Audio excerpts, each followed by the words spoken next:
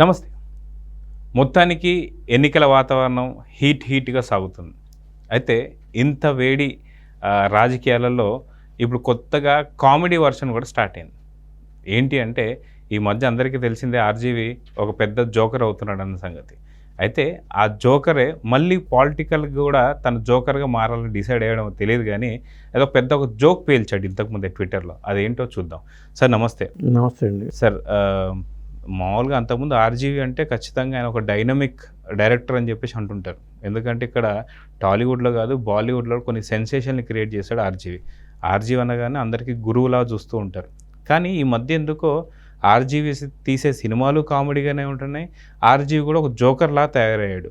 So ఇప్పుడు ఆయన లేటెస్ట్‌గా ఒక పొలిటికల్ ట్వీట్ అయితే చేశాడు. అదేంటంటే పిఠాపురంలో పవన్ కళ్యాణ్ మీద పోటీ చేయబోతున్నాను. ఇది సడన్‌గా తీసుకున్న డెసిషన్ అని చెప్పేసి. ఇది అంటే జోక్ ఆఫ్ ది ఇయర్ అనుకోవచ్చా? లేదంటే ఏమనుకోవచ్చు? అంటే ఇక్కడ నాకు రకరకాల సామెతలు గుర్తొస్తున్నాయండి. ఆర్‌జీవి విషయాన్ని పక్కన పెడితే నేను చిన్నప్పటి నుంచి వినే సామెతలు కొన్ని. అంటే ఉట్టికి ఎక్కలేనమ్మ స్వర్గానికి ఎగిరిందని ఒక సామెత ఒకటి. తల్లికి కూడట్లేనోడు పెందలకి వడ్డాణం చేస్తాడన్నాడని చెప్పి ఒకటి. ఇలాంటి కొన్ని సామెతలు గుర్తొస్తూ ఉంటాయి. ఇప్పుడు రామ్ గోపాల్ వర్మ లాంటి వ్యక్తి నిజంగా ట్వీట్ చేయటం ఏమో కానీ ఇప్పటికే ఆయన సినిమాల పరంగా మంచి దర్శకుడు. గతంలో శివ అనగనగా మన గోవిందతో ఆయన క్షణక్షణం గోవిందతో అసలు ఆయన తెలుగులో సినిమా తర్వాత నేను తెలుగులో సినిమాలు చేయని బాలీవుడ్కి వెళ్ళిపోతా అన్న వ్యక్తి ఇవాళ వచ్చేసేసి వ్యూహమో శపథమో ఇలా రకరకాల పేర్లతో సెల్ ఫోన్లో సినిమాలు తీసే టైప్లో తయారైపోయాడు. సర్కార్ లాంటి సినిమాలు చేసిన వ్యక్తి, రంగీలా లాంటి సినిమాలు చేసిన వ్యక్తి, అటు బాలీవుడ్ చేసిన వ్యక్తి తన స్థాయిని ఎందుకు తగ్గించుకుంటున్నాడు అనేది నాకు ఒకటి అర్థం కాని ప్రశ్న. అలాగే ఇవాళ పవన్ కళ్యాణ్కి పిఠాపురం నుంచి పోటీ చేస్తానని అఫీషియల్గా కన్ఫర్మ్ అయిన తర్వాత ఆయన చేసిన ట్వీట్ కూడా అలాగే ఉంది. ఎందుకంటే ఆయన రాజకీయాల్లోకి రావటం అనేది ఇది నిజంగా చెప్పాలంటే మీరు అన్నట్టుగా జోకే. ఆయన కూడా జోక్ అనుకునే వేసి ఉంటాడు. ఎందుకంటే ఈ మధ్యన వర్మ లాంటి వ్యక్తి ఏం ట్వీట్ చేస్తున్నాడని చెప్పి అందరూ ఎదురు చూస్తున్నారు. సినిమాల పరంగా హిట్ వస్తే ఆయన పోటీ చేసినంత గొప్ప. ముందు సినిమా హిట్ కొడితే చాలు ఆయన గెలిచినట్టే. ఇక్కడ గెలవనేనమ్మా, ఇప్పుడు ఇంట గెలిచి రచ్చ గెలవాలంటారు కదా, ఇక్కడ గెలిస్తే తర్వాత బయటికి వెళ్ళవచ్చు. బయట ఎక్కడి నుంచి పోటీ చేసినా గెలిపిస్తారు. ఇప్పుడు మన పవన్ కళ్యాణ్ మీద పోటీ చేసి ఓడిపోవడం అనేది అవమానమే కదా వరం లాంటి వ్యక్తికి. మరి అలాంటప్పుడు ఎందుకు ఆయన తొందరపడి ఒక కోయిల ముందే కూసిందని తప్పది. అయితే అది కాక పవన్ కళ్యాణ్ అంటే సినీ ఇండస్ట్రీ నుంచి వచ్చే ప్రతి ఒక్కళ్ళు కూడా పవన్ కళ్యాణ్నే బేస్ చేసుకుంటూ వస్తారు. అది కాక వైసీపీ నుంచి వచ్చేటువంటి ఒక రూల్స్ అండ్ రెగ్యులేషన్స్ కూడా ఎలా ఉంటాయంటే ఎవరైతే పవన్ కళ్యాణ్ తిడతారో వాళ్ళకి సీట్ ఇస్తానని చెప్పి ఇప్పటికే అంబటి రాయుడిని అదే అడిగాడట. నువ్వు కాపు సామాజిక వర్గానికి చెందినవాడివి కాబట్టి నీకు సీట్ ఇవ్వాలంటే నువ్వు పవన్ కళ్యాణ్ తిట్టాలి అని. నేను తిట్టలేనని చెప్పి బయటకు వచ్చాడు, జనసేన దగ్గర కలిశాడు. సేమ్ అదేవిధంగా చాలామంది ముఖ్య నేతలందరూ కూడా పవన్ కళ్యాణ్ అంటే కాపు సామాజిక వర్గం సంబంధించిన వాళ్ళందరినీ కూడా అదే మాట అంటున్నారు. అందరూ బయటకు వచ్చేస్తున్నారు. అయితే నిజంగా ఆర్‌జీవి చేసిన ట్వీట్ కావచ్చు, లేదా అంతకుముందు ఒకసారి రోజా కూడా చెప్పింది అన్నమాట, సెల్ఫీలు దిగే దాంట్లో వస్తే పవన్ కళ్యాణ్ వదిలిపెట్టి రోజాతో సెల్ఫీ దిగుతారని చెప్పేసి. నిజంగా ఇవన్నీ చూస్తే పెద్ద జోక్స్లా ఉన్నాయి కదా సార్.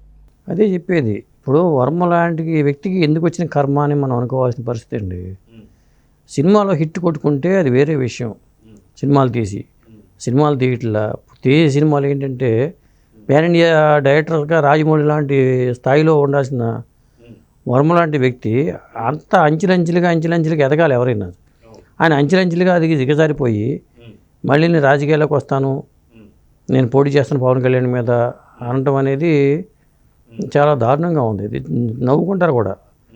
ఆయన స్థాయిని ఆయన ఎందుకు ఆయన సెల్ఫ్ అనాలిసిస్ చేసుకోవట్లేదా అని నాకు అనిపిస్తూ ఉంటుంది. రామోయిజం అంటే ఇదేనా? ఎందుకంటే గతంలో హర్యానా గ్లోరీతోనేమో చక్కగా జిమ్లో వీడియోలు చక్కగా ఇంటర్వ్యూలు చేసుకుని లేదా అది కూడా బాగుంటుంది. ఆ లైఫ్ కూడా బాగుంటుంది. ఎందుకంటే చాలా సెక్సీ సినిమాలు చేసుకుని నెట్లో రిలీజ్ చేసుకోవడం ఇది అంతా బాగుంటుంది. రెడ్డితో కూడా మొన్న కాళ్ళు నాకుతో కూడా అంత దిగజారిపోయినటువంటి పరిస్థితి, అది బెటర్ కదా, అది బాగుంటుంది. ఇంకా ఎందుకు ఈ రోజులోకి ఒక ప్రముఖ మీడియాలో కూడా తను ఒక డిబేట్లో జరుగుతున్నప్పుడే కొంత ఫోన్ చూసుకున్న టైంలో అక్కడ ఉన్నటువంటి ఒక జర్నలిస్ట్ అడిగాడు అనమాట, సార్ ఏంటి సార్ అంత ముఖ్యంగా అక్కడ డిబేట్ జరుగుతుంటే మీరు ఫోన్ చూసుకుంటున్నారంటే, మీరేమైనా పాన్ చూసుకుంటున్నారంటే, అవును నేను అదే చూస్తున్నా. అంటే ఒక పాన్ చూసే వ్యక్తికి, ఒక అమ్మాయి ఏళ్ళు నాకే వ్యక్తికి, ఒక అమ్మాయి జిమ్‌లో ఉంటున్నప్పుడు దాన్ని అక్కడ ఉన్నటువంటి ఒక అన్ని అసలు హర్యానా తొడల మీద కామెంట్ చేయడంతోనే హర్యానా ఒకసారి బిగ్ బాస్‌లోకి వెళ్ళిపోయింది. సో ఇలాంటి వ్యక్తుల్ని ఒకవేళ నిజంగా ఎమ్మెల్యేని చేసేటువంటి ఒక పరిస్థితి ఉందంటారా ఏపీలో? అదే చెప్పేది. ఆయన అసలు రాజకీయాల్లోకి వస్తే పవన్ కళ్యాణ్ అనే వ్యక్తి ఎప్పటి నుంచో రాజకీయాలు తిరుగుతున్నాడు. ఆయన తిరుగు జనసేన 2014 నుంచి ఆయన పార్టీ పెట్టుకుంటూ దాన్ని ఏదో డెవలప్ చేసుకుంటూ వస్తుంటే ఆయన మీద రాళ్ళు వేసుకునే ప్రయత్నాలు ఈయన ఎప్పటి నుంచో చేస్తున్నాడు ఈయన. పోనీ ఏది తగులుతుందా అంటే ఏది తగలట్లా. పవన్ కళ్యాణ్ మీద సినిమా తీస్తే పోనీ ఆడిందా అంటే అది ఆడలా. మళ్ళీ వాళ్ళ పవన్ కళ్యాణ్కి అఫీషియల్గా పట్టించగానే నేను అక్కడి నుంచి పోటీ చేస్తానంటే ఇప్పుడు తిట్టే వాళ్ళకి సీట్ ఇస్తున్నారే మీరు అంటున్నారు. ఈయన తిట్టడం కాదు, సినిమాల ద్వారా కూడా తిట్టేస్తున్నాడు, పాత్రలను చూపించేస్తున్నాడు, మనుషులను రాజకీయ నాయకులను పోలింగ్ పాత్రలను పెట్టేసేసి మరి సీట్ ఇవ్వడానికి ఏముంది, ఈయన అనగానే ఈయనే డిసైడ్ చేసుకోవచ్చు కూడా. నేనే పోటీ చేస్తున్నానని అధిష్టానికి టికెట్ కూడా ఇవ్వక్కర్లా, బీఫార్ము జగన్మోహన్ రెడ్డి ఇవ్వక్కర్లా, ఈయనే రాసేసుకుని సంతకం పెట్టుకుని వెళ్ళి పోటీ చేసేట్టున్నాడు. అంటే ఆ బహుశా ఆయనకి అంత క్రెడిట్ అక్కడ ఉన్నట్టుంది. అయితే సినిమాకి సంబంధించి చూస్తే ఆయన ఒక పెద్ద డైరెక్టరు, ఆయనకు తెలియనటువంటి ఒక రూల్స్ అండ్ రెగ్యులేషన్స్ ఏవీ లేవు. అటువంటిది పూర్తిగా దిగజారిపోయి కనీసం సెన్సార్ బోర్డుకు కూడా ఇవ్వలేనటువంటి కొన్ని సినిమాలని డైరెక్ట్గా యూట్యూబ్లో వదులుకున్నటువంటి దుస్థితికి దిగజారాడు ఆర్జీవి. సో అలాంటి వ్యక్తి ఇప్పుడు నిజంగా రాజకీయాల్లోకి వస్తే కనీసం కార్పొరేటర్ కాదు కదా, పంచాయతీ వార్డు మెంబర్ కన్నా వస్తాడంటారు. అంటే చర్చించుకోవాలి. వర్మ గారికి ఏంటంటే కావాల్సింది తన గురించి చర్చించుకోవాలి అందరూ. ఆయనకు కావాల్సింది అదే, ఆయనకు పబ్లిసిటీ. ఇప్పుడు మనం చర్చించుకుంటున్నాం కదా, ఆయన ట్వీట్ పెట్టకపోతే మనం చర్చించేవాళ్ళం కాదు కదా. ఈ చర్చే ఆయనకు కావాలి. ఆయనకి వెళ్ళి పోటీ చేయడు, లేకపోతే ఇంకోటి చేయడు, ఏం చేయడు. కాసేపు రేపు అందరూ చర్చించుకోవాలి. రేపు పేపర్ చూడంగానే పవన్ కళ్యాణ్ మీద రామ్ గోపాల్ వర్మ పోటీ అనే టైటిల్తో చక్కగా ఒక బాక్స్ ఐటమ్ రావాలి. ఇట్లా నోళ్ళలో నాణాలు అనేది కోరికలాగా అనిపిస్తుంది నాకు. మొదటి నుంచి నేను గమనిస్తుంటే ఆయన టీవీ డిబేట్స్లో కానీ లేకపోతే ఇతరత్ర చర్చల్లో కానీ ట్విట్టర్లో యాక్టివ్గా ఉండి చేసే పనుల్లో కానీ తన గురించి అందరూ చర్చించుకోవాలి అనే ఒక కోరిక బలంగా ఉన్నట్టు అనిపిస్తుంది నాకు. దీన్నే తెలుగులో పిచ్చ, ఇంగ్లీష్లో సైకో అంటారేమో. ఎందుకంటే సైకో పాలనలో మరి ఇట్లాగే ఉంటుంది కదా. సైకో పాలన అని చెప్పి ఒక పక్కన సైకో పోవాలి, సైకిల్ రావలేదు. నిజంగా చెప్పాలంటే ప్రాస భలే కుదిరింది నాకు.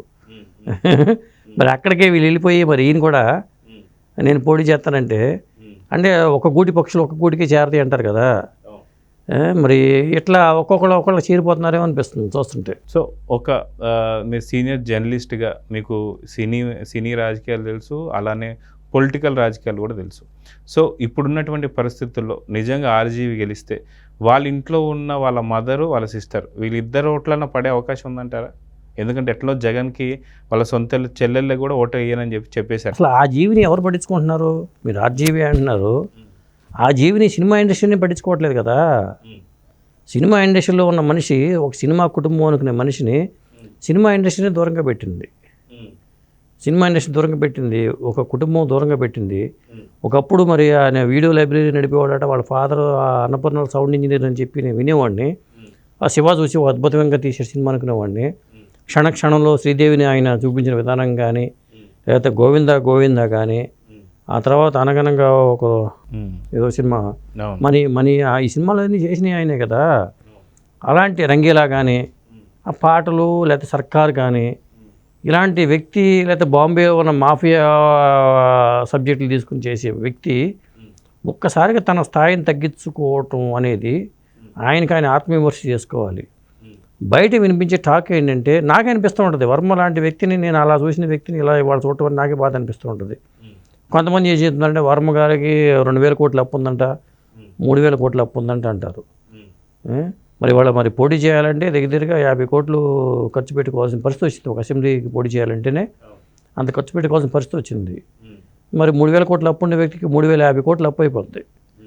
ఇన్ని సమస్యలు ఉంటాయి చెప్పాలంటే. అయితే చాలా ఇంటర్వ్యూస్లో తనకు తానే నేను సెల్ఫిష్, నేను ఎవరి గురించి ఆలోచించను, కనీసం నాకు సంబంధించిన పిల్లల గురించి కూడా, తన కూతురికి సంబంధించి కూడా తను ఎప్పుడు కూడా తను మాట్లాడింది లేదు, తను వాళ్ళ ఫ్యామిలీతో ఉన్నది కూడా లేదు. సో ఇప్పుడు అలాంటి వ్యక్తులే జగన్కి నచ్చుతారా? ఎందుకంటే అగ్ర దిగ్గజాలైనటువంటి ఒక చిరంజీవి, రాజమౌళి, ప్రభాస్, మహేష్ బాబు వీళ్ళందరూ ఎప్పుడైతే సీఎంని కలుస్తానికి వెళ్ళినప్పుడు కనీసం హాఫ్ కిలోమీటర్ నుంచి పూర్తిగా నడిపించుకుంటూ వీళ్ళందరినీ తెప్పించాడు. కానీ అదే ఆర్జీవీని మాత్రం ఇంటి తాడేపల్లి గూడానికి తెప్పించుకున్నాడు. సో వీళ్ళిద్దరు మైండ్ సెట్ కలిసింది అని చెప్పి అనుకోవచ్చా? ఎందుకంటే పిచ్చోళ్ళు ఇద్దరు అంటే రెగ్యులర్ ఆర్టిస్టులకి పెయిడ్ ఆర్టిస్టులకి తేడా ఉంటుందండి. కళను నమ్ముకుని బతికే వాళ్ళు ఒక వర్గం, కొంతమంది పెయిడ్ ఆర్టిస్టులు ఉంటారు. వాళ్ళు డబ్బులు ఇస్తే ఏదైనా చేస్తారు. ఇది ఆయనే చెప్తాడు. ఈ రామోయిజం అంటే అదే. ఆయన గోగుని చెప్తున్నాడు, మీరు డబ్బులు ఇవ్వండి మీకు సినిమా చేసి పెడతానంటాడు ఆయన. ఎందుకంటే కేఏ పాల్ లాంటి వ్యక్తి నన్ను సినిమా చేయమని అడిగాడని ఒక టాపిక్ గతంలో కూడా వచ్చింది. ఇట్లాంటి వ్యక్తులు కొంతమంది తిరుగుతున్నారు రాజకీయాల్లో. ఒక కేఏ పాల్ లాంటి వ్యక్తి కనిపిస్తూ ఉంటాడు అప్పుడు మనకి, ఇక ఆర్జీవీ లాంటి వ్యక్తి కనిపిస్తూ ఉంటున్నాడు. వీళ్ళందరూ మరి అంటే ఏమో ఇండస్ట్రీలో దారి తప్పి ఇటు వచ్చారేమో అనిపిస్తుంది. ఆయన ప్రార్థనలు చేసుకుంటూ దారి తప్పిపోయి మరి దైవ వాక్యం అని ఇటు నడిపించింది. ఇట్లాగే కొంతమంది చూస్తుంటే నిజంగా తమాషా కనిపిస్తూ ఉంటుంది. అంటే వీళ్ళిద్దరు మీరు కమెడియన్స్ అంటారా? అట్లాగే ఉందిగా చూస్తుంటే. అప్పుడు ఆయన కామెంట్లు చూస్తే నవ్వు వస్తూ ఉంటుంది. కేటీఆరే అన్నాడు ఒక సందర్భంలో, కేటీఆర్ వ్యాఖ్యలే నేను నవ్వుకున్నాను, ఫ్లైట్ వెళ్తుంటే పాల్ ఇంటర్ చూసి నేను నవ్వుకున్నాడు అని చెప్పాడు. ఇలాగే రామ్ గోపాల్ వర్మ గురించి కూడా కొంతమంది కామెంట్లు చేసి నవ్వుతూ ఉంటారు. అంటే ఎందుకు ఇంత అవసరమా అనిపిస్తూ ఉంటుంది. రామ్ వర్మతో పనిచేసిన చాలామంది కూడా ఇలా అంటూ ఉంటారు. అంత టాలెంట్ ఇంత టాలెంట్ అనుకుని ఒకప్పుడు మాట్లాడిన వ్యక్తులు ఇవాళ వర్మను చూసి మాట్లాడుతుంటే ఆయన డోంట్ కేర్ అని టైపే. నా గురించి మీరు డైరెక్ట్గా మనం తిట్టుకున్నా కానీ ఆయన ఏం పట్టించుకోడు. అంటే ఒకవేళ ఇప్పుడు పోటీలో నించుంటున్నా అని చెప్పి ట్వీట్లో పెట్టిన తర్వాత రేపొద్దున నించోకపోతే కూడా అది ఓడిపోయినట్టు లెక్క కింద భావించవచ్చు కదా. ఇప్పుడు తను ఓన్లీ ఒకవేళ పబ్లిసిటీ కోసమే ఈ ట్వీట్ చేసినా సరే తను రేపొద్దున పోటీలో నించున్నట్టు లేదు అని చెప్పేసి అంటే కూడా అక్కడ తను ఉన్నటువంటి ఒక అంగీకరించినట్టుగా ఓడిపోయి. ముందు మనం సర్పంచ్గా గెలిస్తే మన స్టామినా మనకు తెలుస్తుందండి. ఎవరైనా సరే అసెంబ్లీ సడన్గా రారు. ఒక స్థాయిలో అంచెలంచెలుగా పేసి చేస్తూ ఉంటారు. లేదా వెనకాల ఒక లప్పం ఒక 50,000 కోట్లు సంపాదించుకున్న తర్వాత దాని డబ్బులోంచి కొంత ఖర్చు పెట్టుకుని చేసి గెలిచిన కొంతమంది ఉంటారు. ప్రజల్లో కూడా క్రేజ్ ఉండాలి కదా, ఓటు వేయాలి కదా. ఇప్పుడు ఈయన నమ్ముకున్న పార్టీ ఏంటి, మరి అక్కడ అనుకుంటే ఆ పార్టీకి ఎంత స్టామినా ఉంది వాళ్ళు ఉన్న పరిస్థితుల్లో. 5 ఏళ్ల పరిపాలనలోనే కొంత వ్యతిరేకత మూట కట్టుకున్న పార్టీ. పైగా అక్కడ పోటీ చేసే వ్యక్తి పవర్ స్టార్ పవన్ కళ్యాణ్ అనే వ్యక్తి. అక్కడ పవర్ స్టార్ పవన్ కళ్యాణ్ మీద అక్కడ నిలబడుతున్నా అంటేనే ముందు ఒడికి పుట్టింది అవతల పక్క. అసలు పవర్ స్టార్ పవన్ కళ్యాణ్ ఎక్కడ నీ పోటీ చేస్తున్నాడు, భీమవరమా, పిఠాపురమా, లేదా కాకినాడ ఎంపీనా, లేదా మచిలీపట్నం ఎంపీనా, లేకపోతే తిరుపతి నుంచి పోటీ చేస్తున్నారా, ఇలా ఎక్కడికెక్కడే గవర్నమెంటే అలర్ట్ అయిపోతుంది. ఇక్కడి నుంచి పోటీ చేస్తే ఈ పని చేద్దాం, అక్కడి నుంచి పోటీ చేస్తే ఆ పని చేద్దాం అని చెప్పి గవర్నమెంటే చేస్తుంది. అలాంటిది టికెట్ నేను అక్కడి నుంచి పోటీ చేస్తున్నా అఫీషియల్గా రాగానే నేను పోటీ చేస్తున్నానని చెప్పి ఈయన అనౌన్స్ చేయడం, దీన్ని ఎలా అర్థం చేసుకోవాలో నాకైతే అర్థం కావట్లేదు. సో చూద్దాం సార్, మొత్తానికి అసలు ఎన్నికల్లో నిజంగా ఆర్జీవీ పవన్ కళ్యాణ్ మీద నించుంటే నిజంగా కనీసం తన పార్టీ కూడా కొద్దిగా సపోర్ట్ చేస్తున్నాం అనుకోవాలి. ఒకళ్ళు నించోకుండా డ్రాప్ అయితే మటుకు తన ఓటమి తనే ఇప్పుడే నిరూపించేసుకున్నట్టు అని భావించాలి. చూద్దామండి, మొత్తానికి పవన్ కళ్యాణ్ పైన ఆర్జీవీ పోటీ చేస్తాడా లేదా కామెంట్ రూపంలో మాకు తెలపండి. Thank you.